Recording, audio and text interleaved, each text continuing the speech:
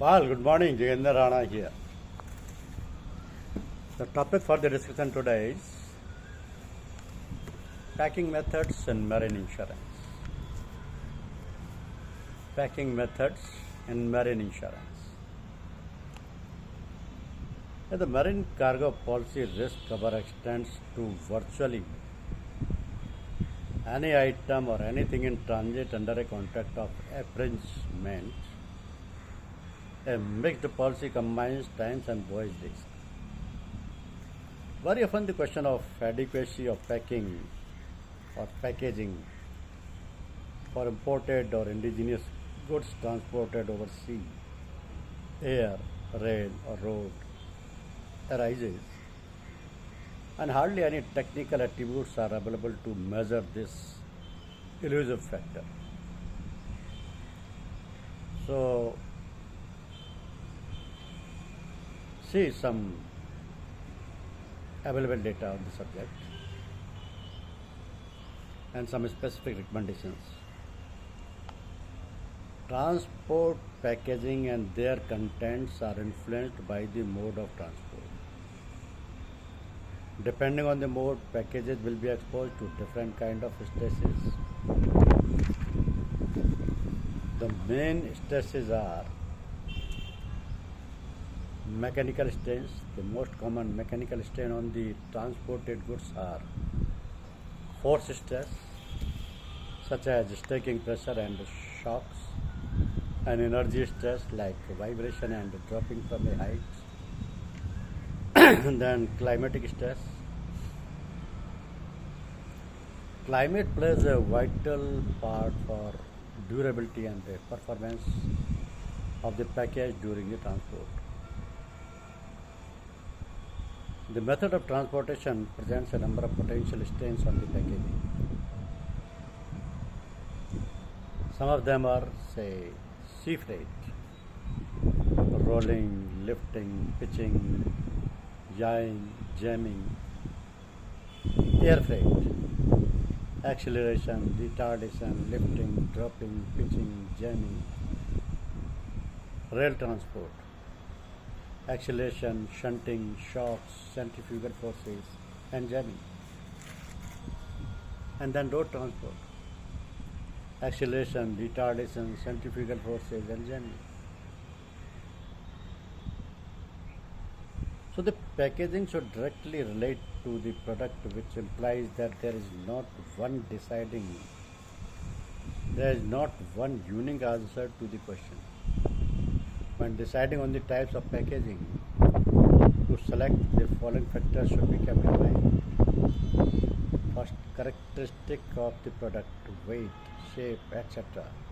The value of the product, the fragility of the product, the cost, stake availability, material handling method, ergonomic demand, environmental criteria, and testing to confirm that optimal design has been achieved, that is lowest cost and lowest packaging grade for a specific item. Then functions of packaging. It has been observed that in some cases the current packaging methods adopted offers only primary protection to the product against entry of the dust, water, moisture, etc. As in the most cases,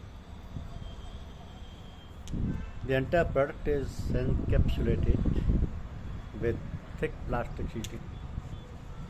Our secondary protection against improper handling is not present in some cases.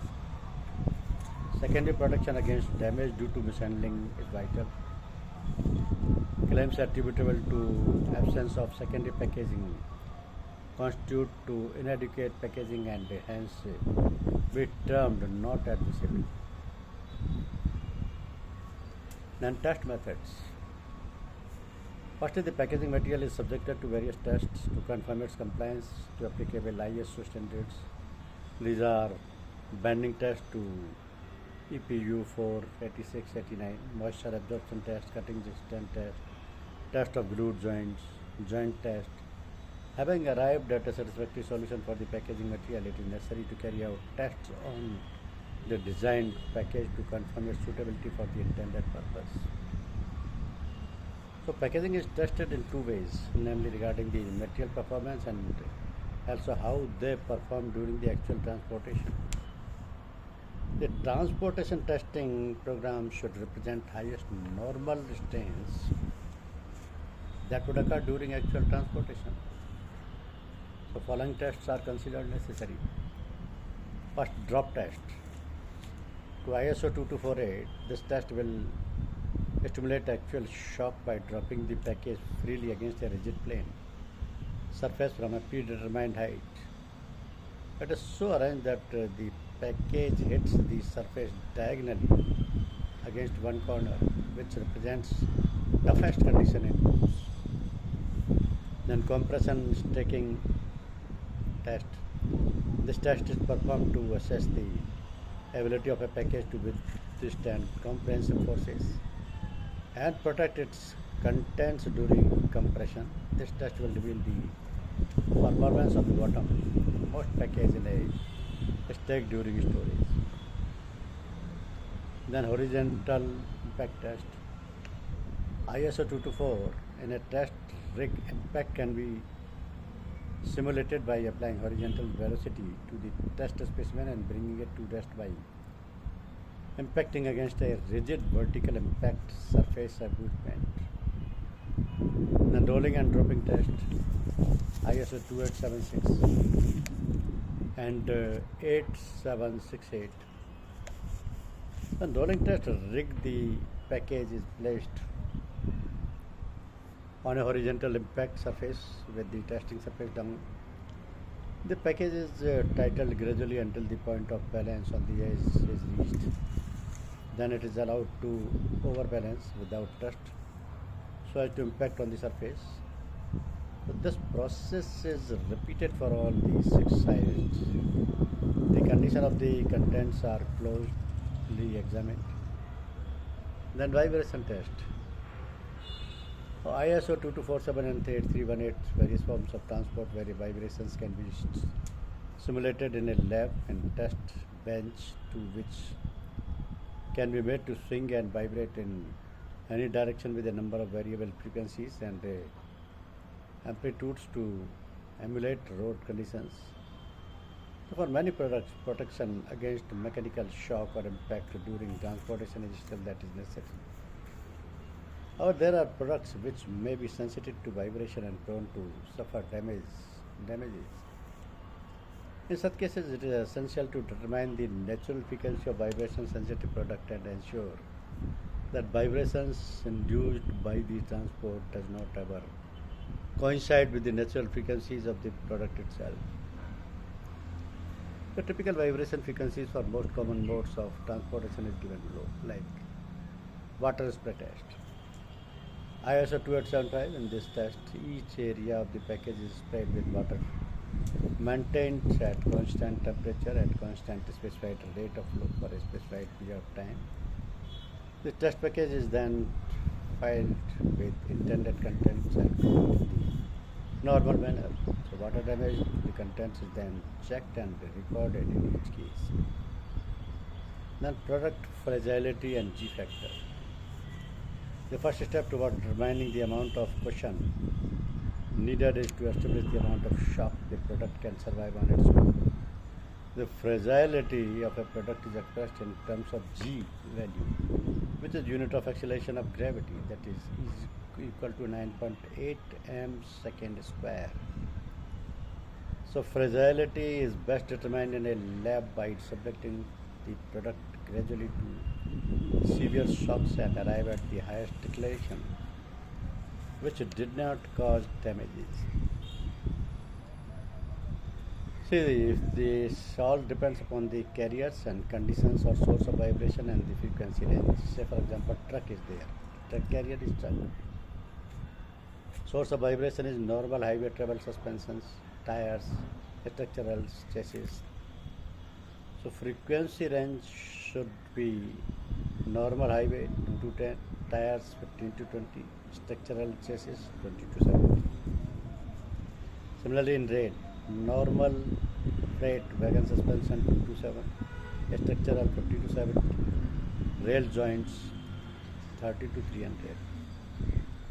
In case of ships, engine propeller rakes 2 to 7, ship movements 0.06 to 0.1, bulkheads 2 to 200. Aircraft, landing bump 2, structures 1 to 10, cargo floor 2 to 200, fixed mounted equipment less than 200.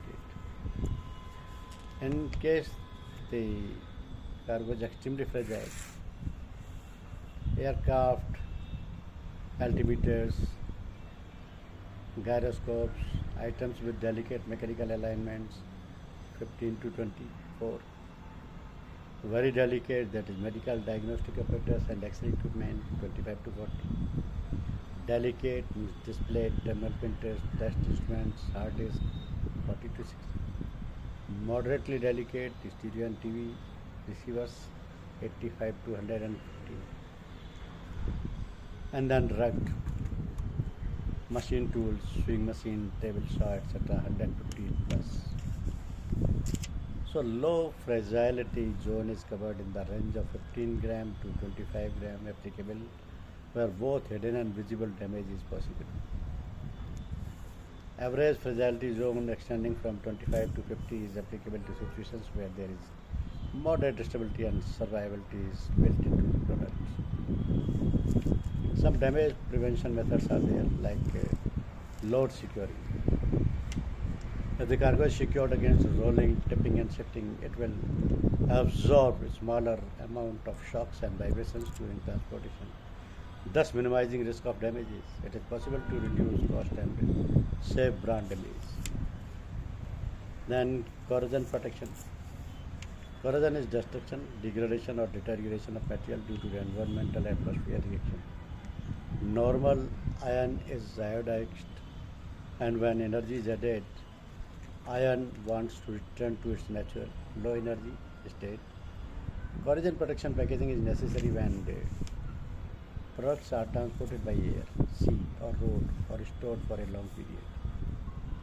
VCI vapor phase corrosion inhibitor is an additive which can be brought into most common packaging materials. VCI is compatible with most metals and alloys. Aluminium barrier plus Descent is used as packaging materials.